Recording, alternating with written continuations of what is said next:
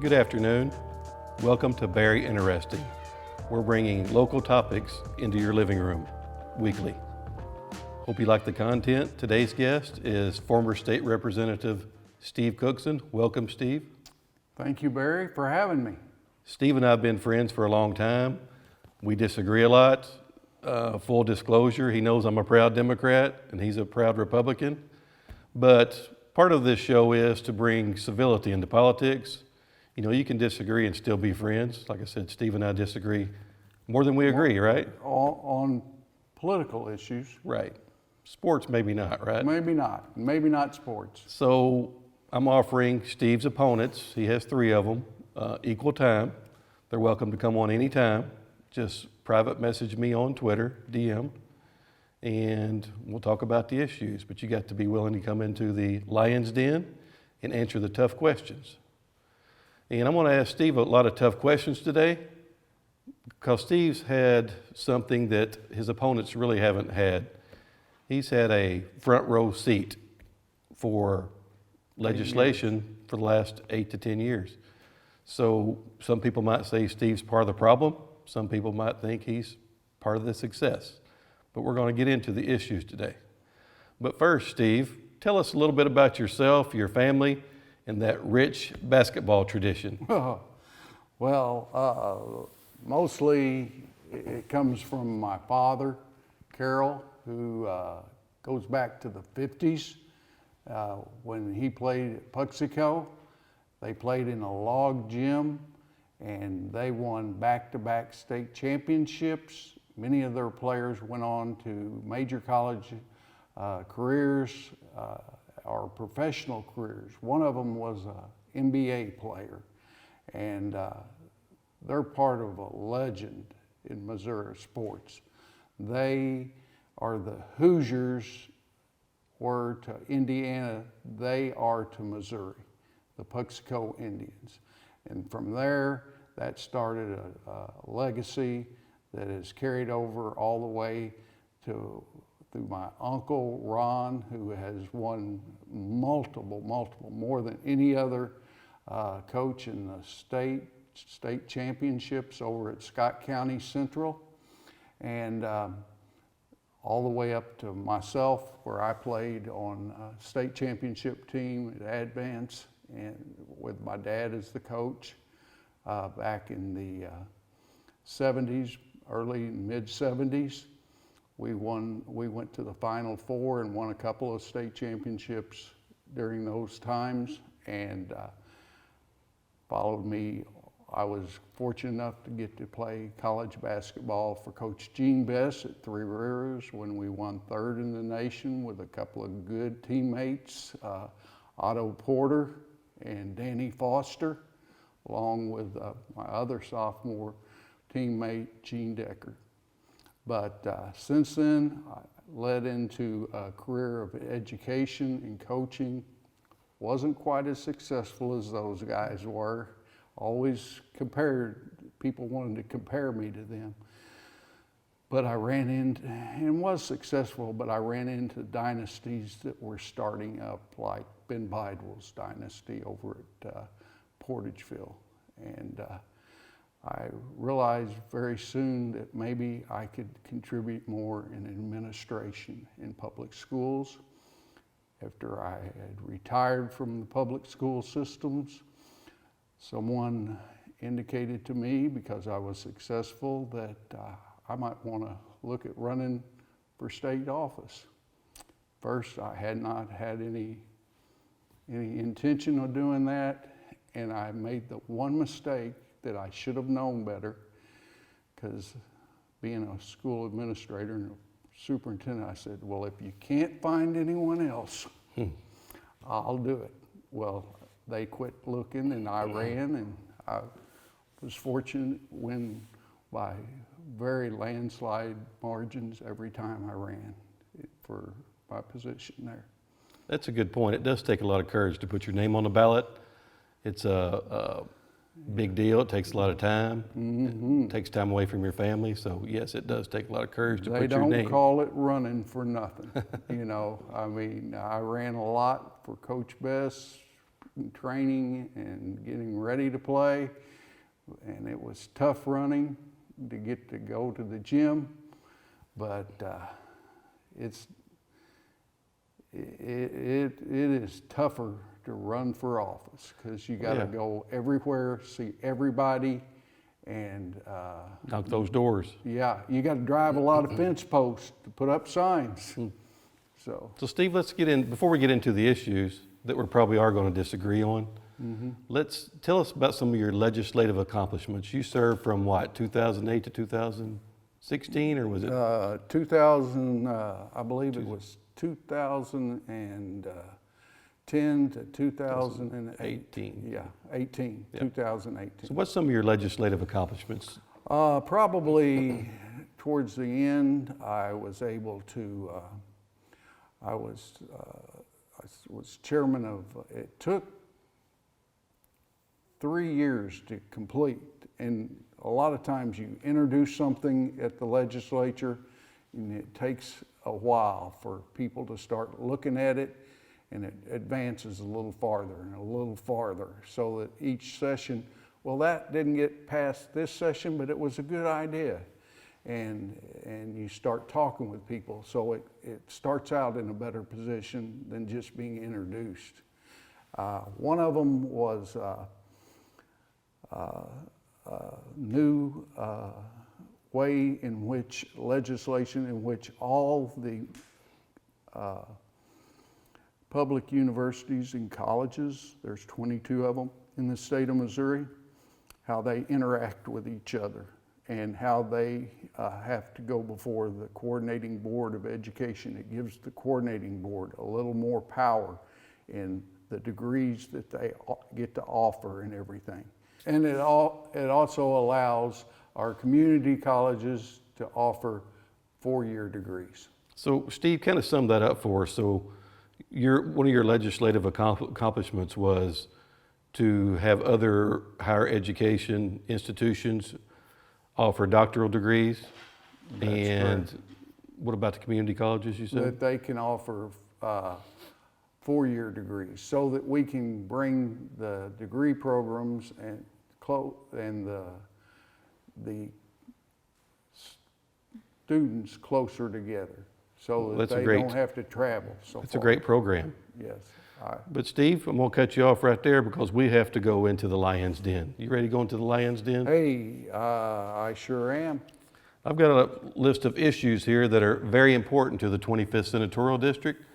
Steve's here interviewing for the job to earn your vote, and we're going to take Steve into the lion's den and see if he can answer the tough questions. So Steve, welcome into the lion's den. Are you ready for this?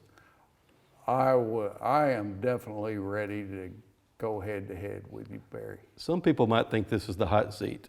Okay, maybe it is, but hey, if you can't take the heat, you need to get out of the kitchen. Just remember though, we said civility in politics is what we're promoting here. That's right.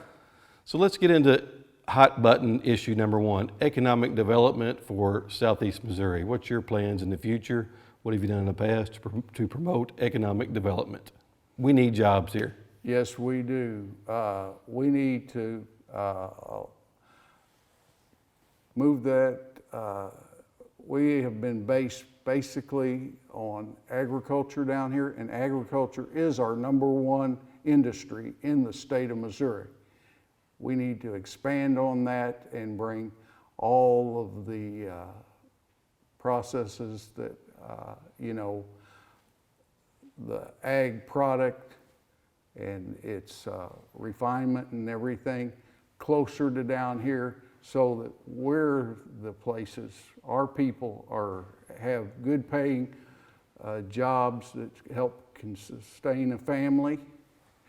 We need to take advantage of our transportation, our location here in this part of the United States with the rivers and the transportation, infrastructure areas. We need to take advantage of that to bring and enhance that, to bring economic development into this area. Well, another issue that feeds in with economic development, Steve, and I know it's near and dear to your heart, is workforce development. So you've kind of been a champion of the workforce for Southeast Missouri for 8 to 10 years while you're in the legislature. So I hear all the time from Democrats and Republicans, we need more education. We need more education. Yes. But there's not a job or award at the end of our educational process right now. So how would you answer that question? What are we getting education for? There's no jobs here. Yes, and we got to make our education, we got to transition it more to skill development. You know, we got to have some basic education. You know, people have to learn to read. People have to learn how to calculate in mathematics. They have to learn some of the history so that they won't repeat the same mistakes that have happened in the past, and it'll stimulate their thoughts towards better ways of doing things. But at the end of the day, they have to have a skill, some kind of skill that allows them to go out and be someone that is able to walk right into a job and have at least the basics, knowledge and skills to go forward in that job. Because that's what, you know, jobs is what they're going to have to have a successful life. Well, let's move on to that because it fits right in with our next topic, education. There should be no better expert that's running for the state senate than you. You've had a front row seat for education funding, and I've got a couple follow-up questions, but the education formula, nobody knows what it is. It's complicated. Yeah. Nobody likes it, but cost of living, student attendance, economic ability of a community. What in the world has that got to do with education? So you've been right there at the front row. You've been either the problem or the solution. So tell me what the formula is. The formula is, it takes into consideration and is supposed to try to make sure that all kids have the same opportunities at the beginning and through their educational career to succeed. However, because of politics and location and the wealth of different areas of the state, some states have captured through dollar value modifiers, they call it, in the more money than other parts of the state. Most of those dollar value modifiers are up in the urban areas. The urban area, it's been my time in the legislature that I was really disheartened by their lack of appreciation for our people. They say, I've had them to say, why do you want to even live down there? What purpose are you down there? I remind them that if they want to eat, if they want to breathe, if they want to drink water, you know, clean water, you know, then we're important to them. Hey, we produce the things that make their clothes down here. We are the resources. So they need to have more respect for our people down here in southern Missouri, especially southeast Missouri, where we have some of the poorest counties in the state and in the nation, quite frankly. 10th poorest congressional district in the United States, I believe, is right here. That's correct. But I want to get back to education because I think you're not answering my question. Okay. This education formula, I think it's complicated. I don't think it's fair. I don't think we get our fair share of funding down here. 4 or 5 years ago, Republicans claimed that they're fully funding the education formula, but they lowered the bar. Well, So where's the bar at? Are we fully funding education, or is it just a political trick? well, What's the real answer? I'll tell you what the real issue there was. When we passed gambling, they said that they were going to use that money to help enhance funding of education. Well, that was money that was put on top, and it wasn't near what they had promised to be, and it was slid out of the bottom so that we still didn't get a big chunk of it, and it went up to the states. So we were sold, the gambling lobby really sold us a pig in a poke, to say, you know, that we as legislators, because they had such strong lobbyists and they had passed out a lot of money to get votes to pass this, it did not help education, and it actually hurt our funding, but it made it look like they were going to have us at a higher level. So the real answer is we're not fully funded. And you're interviewing for this job for the senator, the 25th district. We're fully funded of the original formula. It was when this gambling money came into effect that skewed it all. But it seems complicated, and it seems like Southeast Missouri is not getting our fair share. Are you telling me today that you're willing to fight to get fully funded? We're not fully funded right now, no matter what the Republicans say. We're not fully. It's a moving target. It's according to what you're calling fully funded. Sure. Is it 750? Is it 450? What is it? Nobody knows. So are you willing to commit to fully funding education here in Southeast Missouri? As a Missourian that's interested in our youth and the future of our state, we have to fully fund it. We have to put more money into education. And like I said, education that is skill-based, that's going to lead to jobs and bring in economic development into this area, because employers want to come to where they have employees that can walk in and have a basic knowledge of. To give you an example of that, my son is in the tech industry, and his wife, and they say that they have to live in Central California because that's where the knowledge base for that is out there. That we have got to develop more knowledge base. Last year, I started a bill.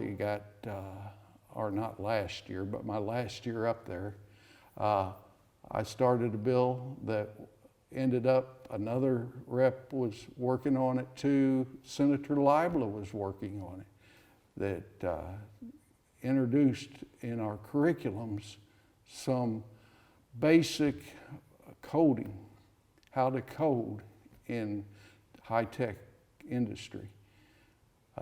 That passed. So now we're trying to get that in, but we were one of the last states to get that. In fact, the state that led the nation in it wasn't California, wasn't out in New York or Massachusetts or North Carolina. It was Arkansas. Arkansas's governor ran on that issue, that we got to get ourselves, our workforce out there, better trained for the technology in writing codes and things. I don't want to get into most of your opposition to this Senate, 25th Senate District campaign, but one of your opponents gets a rap on him. I don't know if it's positive or negative or whether it's true or not, but Eddie Justice is one of your opponents. And I talked to superintendents all over Southeast Missouri, good friends with many of them. They feel like he's against public education. Is that a bad rap on him, or is that true? I know Eddie. I've known him. He has supported me in the past. But when he was appointed to the state board, he was following trying to enhance himself as a politician and following a group that is in, their goal is to destroy public education as we know it, and to give vouchers, charter schools. They're pushing those things, and charters are nothing more than private schools that are using public education, public Which dollars. takes money away from Southeast Missouri. Oh, right? it does. So you think will. he really feels that way? Yes. Oh, I know. He is.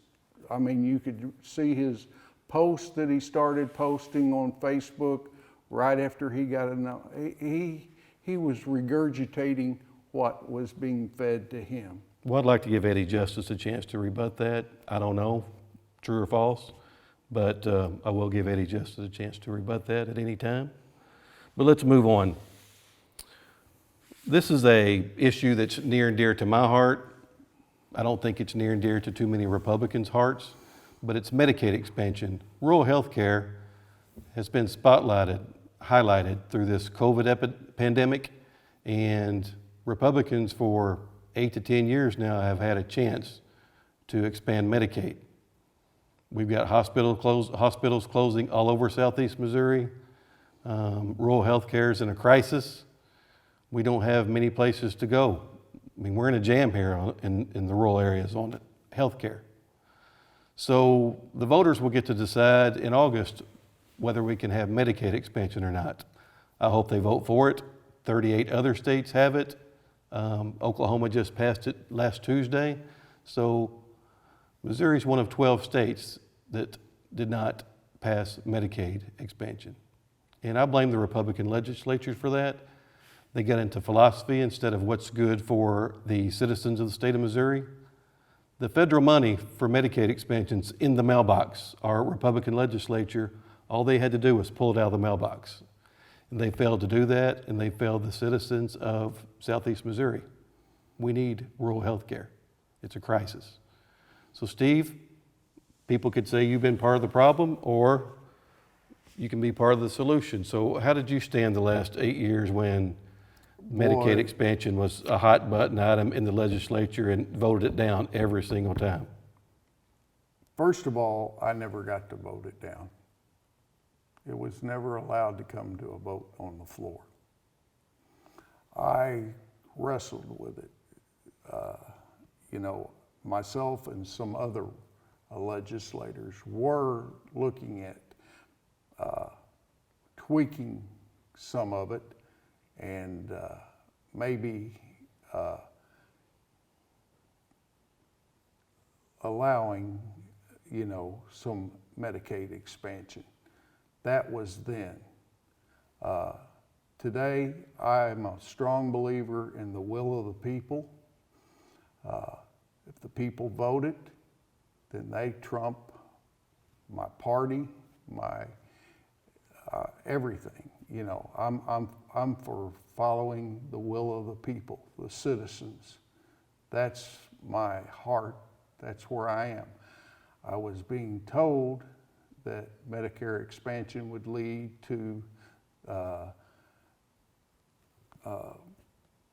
education defunding, and they were just telling me a lot of things that, but I kept asking questions, and I think now that the Chamber of Commerce has even come out in support of expansion, and they're a fairly conservative group, of business people, that will help with our economy and our economic development. I think it deserves definitely a stronger look, and I'm glad that it's coming to a vote of the people. How many rural hospitals have to close, though, for Republicans to get behind health care in rural areas? Kennett's closed, Well, Doniphan's closed. Yeah. I mean, it's a no-brainer. Yeah, and we were being told that. That's what was giving me such heartburn up there. But it was being led by those in the urban areas that could care less about us down here. Well, let's move on to a different topic. Transportation. Our infrastructure here in Southeast Missouri, It's not the best, it's not the worst, but we're near the bottom on highways and bridges. Senator Doug Labla proposed a gas tax in the past. I think it should have passed, it did not. And, you know, our roads and bridges are crumbling. So what are we going to do about that in the future if we can't raise taxes on anything? Because the Republican legislature won't raise taxes for anything. Everything's falling apart. I think it would have passed. First of all, we got to convince the public that, and as a conservative legislator, a Republican, you know, I want efficiency. I want to make sure that our tax dollars are not being wasted. You know, I don't want people just to go have meetings for having meetings. You know, I want to see results. But Republicans are famous for having way too many meetings the last 8 years and getting nothing done. That's your opinion. You know, I didn't get to go to very many meetings, I can tell you that. Well, let me ask you this question a different way. I feel like my father-in-law works for MoDOT. I feel like those are the people that are the experts on how to spend the money on our highways and our roads. They're not out buying a bunch of new trucks and tractors. I think they're the people. They're the people that I think should have a say on spending the money. They're the experts. And I do know that whenever I first got in there at the legislature, that there was a downsizing of MoDOT. You know, a lot of sheds closed, a lot of employees just, you know, whenever they retired or were forced out, you know, so we have less employees in MoDOT than we did have. So I saw that coming in as maybe we were trying to become efficient. And that was done under Governor Nixon. I will tell you that we need to listen to experts. I was for the Senator Libel's plan.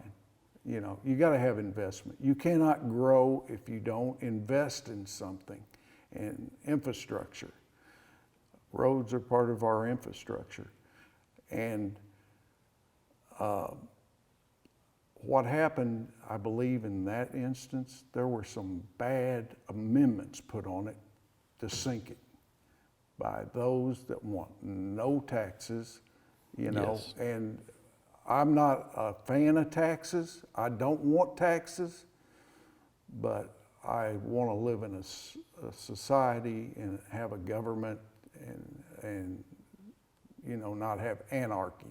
We need to keep our services. I mean, Kansas tried to save themselves into prosperity. It didn't work out too good. No, it didn't. I think they're number 50 right now. And that's what Infrastructure.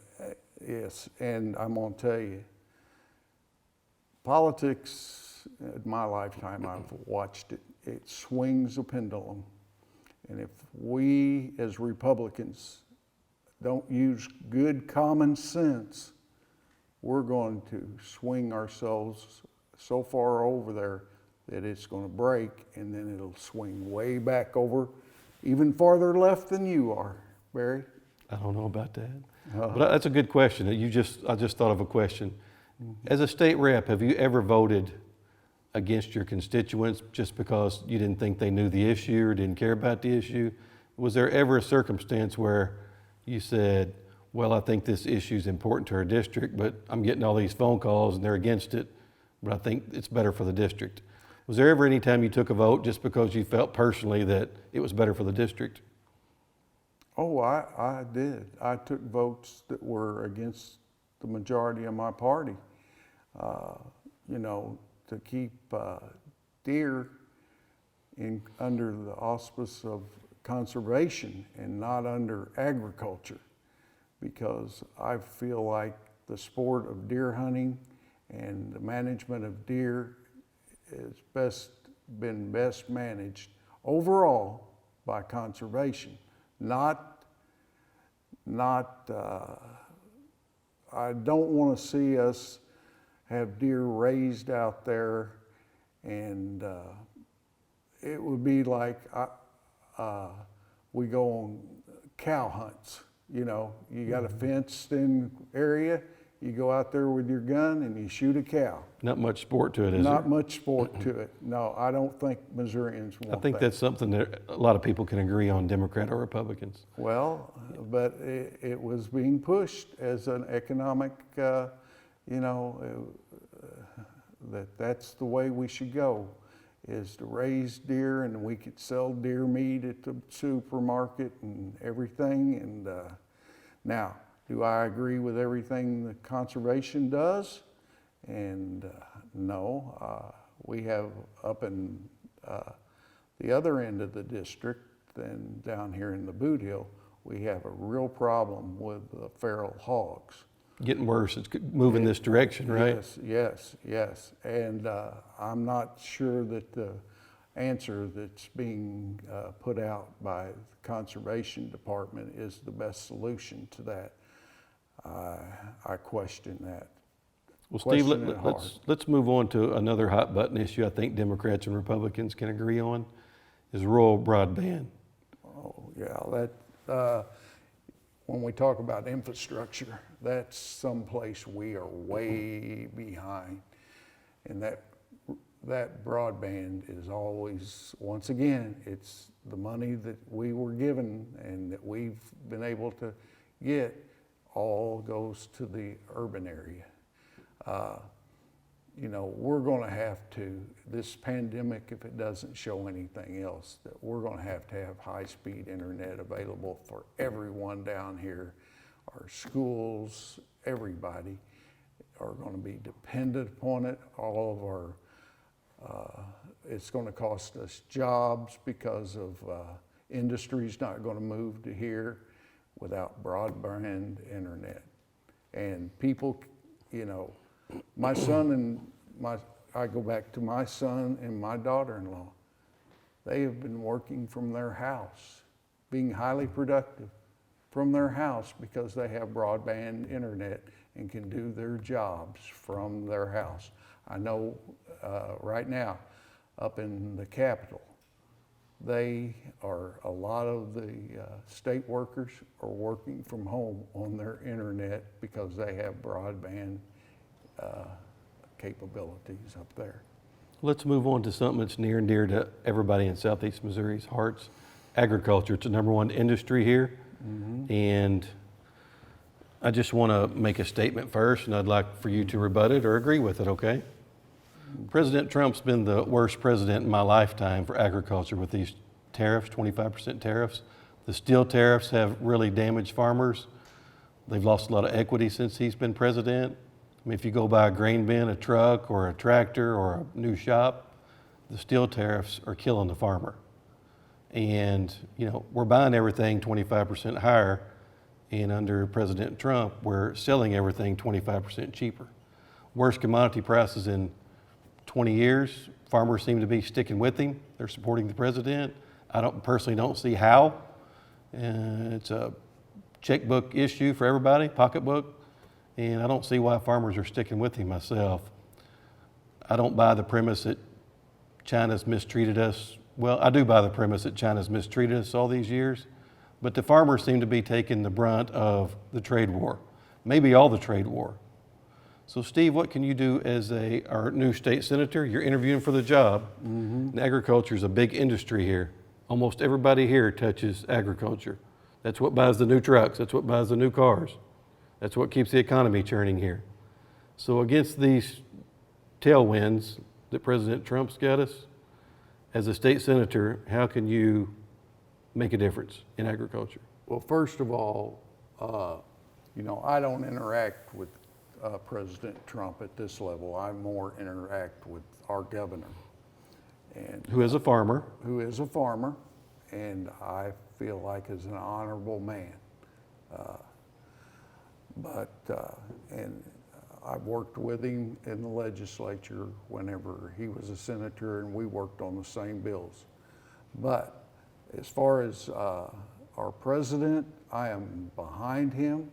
As an American, I'm going to be behind him because I think we can talk about our issues, and every part of the country has different issues. But I think he's looking out for our best interest because his number one, the number one thing we look for our president is our commander-in-chief to protect us so that we can have our life, liberty, and pursuit of happiness. So I trust him to stand up for those things. Now, as far as, like you said, as far as trade overseas and everything, trade agreements, I do believe we have been mistreated. Maybe not, I mean, we're being retaliated and the farmers are catching the brunt of that. The steel industry's catching a lot of that. But there are other things that we have to look at so that we're not taken advantage of by countries like China that has for a long time taken advantage of us. And it's not just China, you know, there's other countries around the world that we are, you know, it's our tax dollars and our money, the US dollar, that's going to them.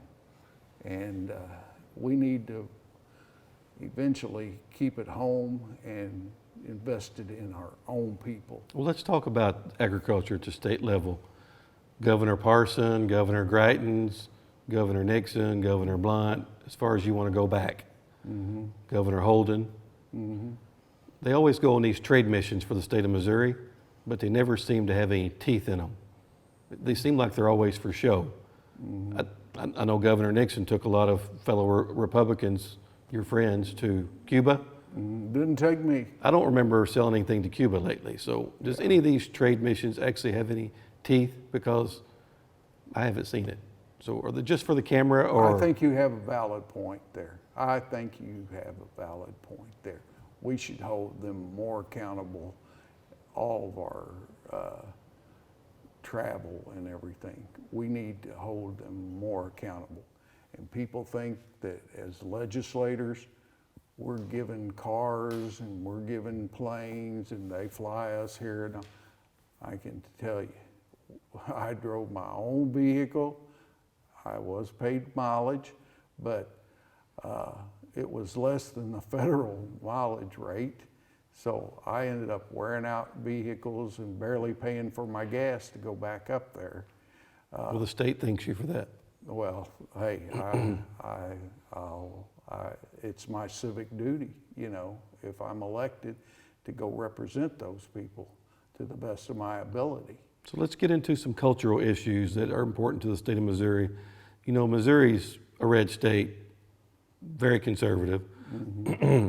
How do you stand on the abortion issue? Because a state senator, that's a federal issue. A state senator really doesn't have any say over the abortion issue. Why should I care that my state senator is pro-life? I'm going to tell you, Barry, you know, that is something that goes to my core. I am pro-life. I am pro-life. I believe in protecting life from conception to natural death. And I believe in a creator that created that life.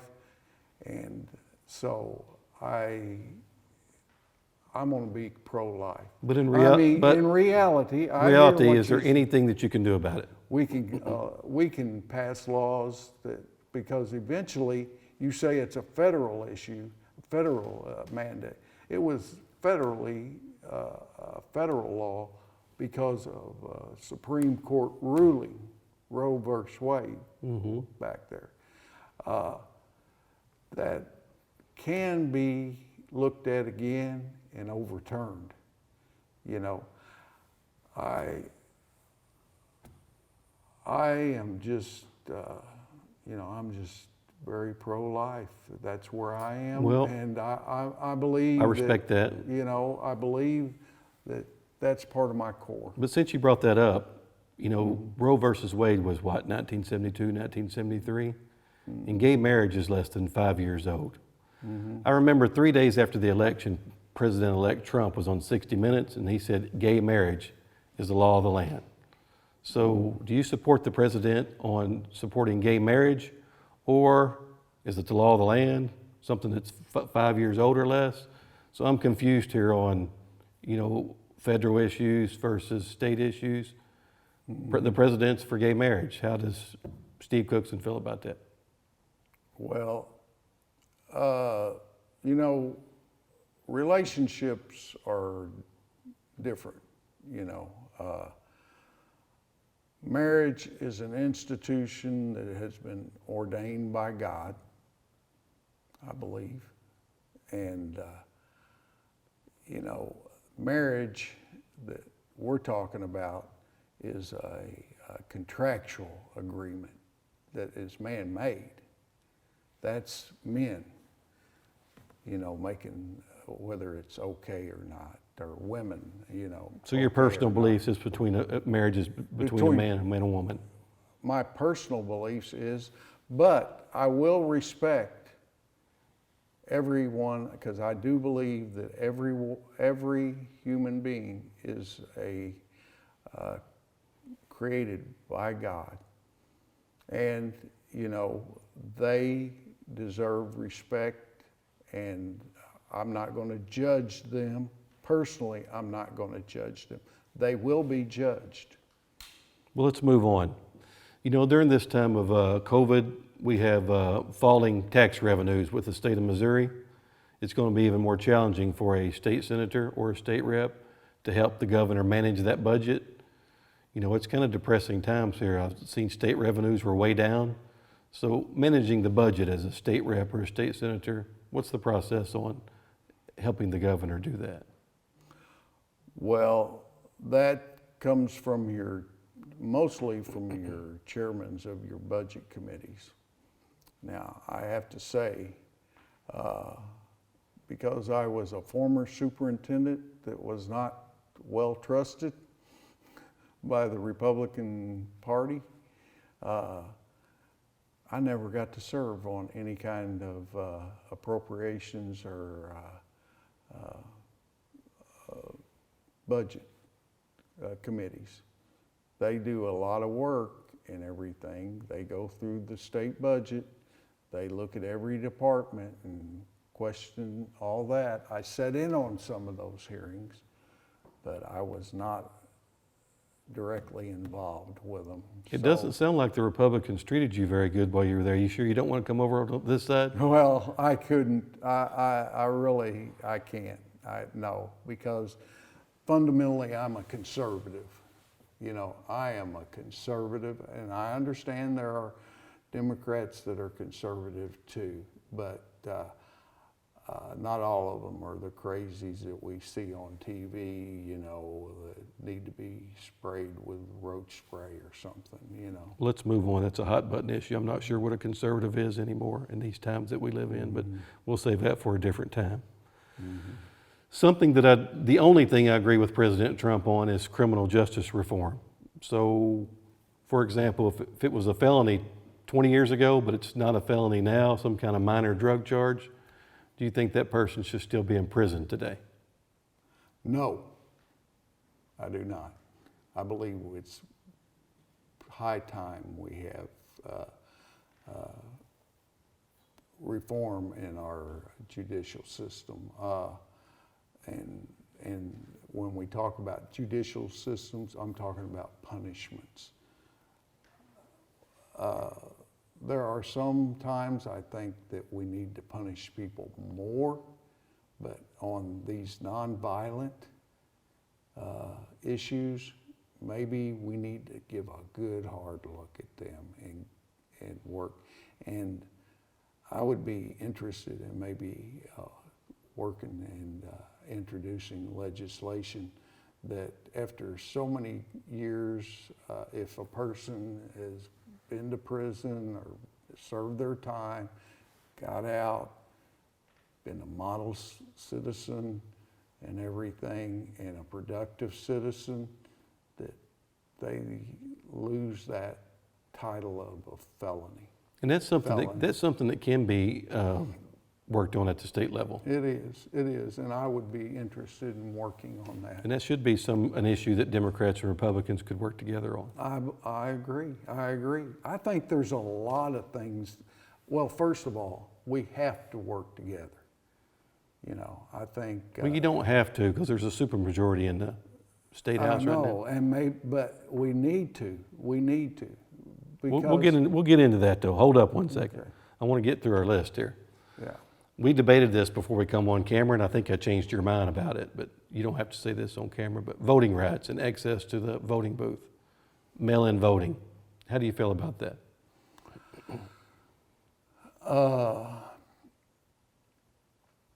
Mail-in voting, I think it needs to be strictly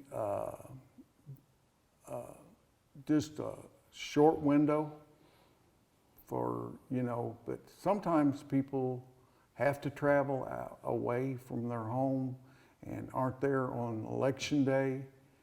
You know, they still need to have the right to cast a ballot. I mean, we have soldiers out defending our country right now that are voting away from their precinct of their home address. So I'm okay with some mail-in voting, but just to totally open it up, I'm not in favor of completely. Republicans are always talking about voter fraud though, but nobody ever proves any cases where there's been voter fraud. And I don't want to. Do you know any voter fraud that's happened? No, I don't, and I never want to. But you realize, like the state of Oregon, for example, for 20 or 30 years, they've had 100% mail-in voting, and they get 75% participation in their elections. Mm-hmm. Isn't that a patriotic, great thing to do as everybody votes? Oh, I agree. You know, we need more, but I'm not sure if there's those people out there that just don't want to be involved in anything. Well, yes. Yeah, you know, they just, you know, they're apathetic and everything in government and all that. But everyone that wants to vote, I think, needs to have the right to be able to vote. One last issue we're going to discuss, because it's near and dear to everyone's heart in Southeast Missouri, is guns. Mm-hmm. You know, Democrats, Republicans, they always get pegged into a corner about being, they're for gun control. They want you to own 100 machine guns. Is there a middle ground, and should there be a mental health component to owning guns? I think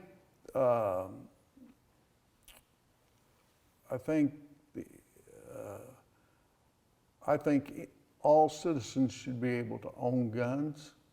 I'm 100% pro-gun. I believe guns' purpose are for two things, and that is for sport and protection. Sport and protection. A lot of people say, well, do you need an AR to go deer hunting with? Probably not. I've never gone deer hunting with an AR. Do I own an AR? Yes, I do. But, you know, I do know, though, that if I need to protect my house, my property from being burned by an angry mob, and the authorities are unwilling to do that, I want to make sure I have my AR and whatever else I need to, you know, that I'm able to own. I believe the law says that we can't have machine guns. A lot of times ARs are considered, you know, machine guns, and they're not. You know, they're just automatic rifles, just the same as I have that I hunt with, an automatic rifle. Fair enough, Steve. Thank you for being here today. I want to thank, like I said, I want to thank Steve Cookson. He's interviewing for the job to be your state senator for the 25th district, and glad to have you here today. Do you have any parting comments you want to tell the audience in your interview for the job? I can just want to say that I'm a proud Christian American and Missourian. And I'm proud of my Southern heritage and my family name. My family name is Cookson. I'm very proud of all my dad, my uncle, and all my relatives. And I'm proud of living down here with all my neighbors. I want to bring honor to my Savior, to my country, to my family, and to all my good neighbors. I call them the good folks of Southeast Missouri. Well said, Steve. We'll leave it at that. Thank you for being here on Very Interesting. You did really good in Lion's Den. And I want to offer Steve's opponents equal time if you'd like to come on and dispute anything that Steve said. I'm sure you'll mainly agree with him, but you're welcome to come on anytime. Steve Cookson, thank you for coming. Thank you, Barry. Hey, and you're still my friend. Good deal. Yeah.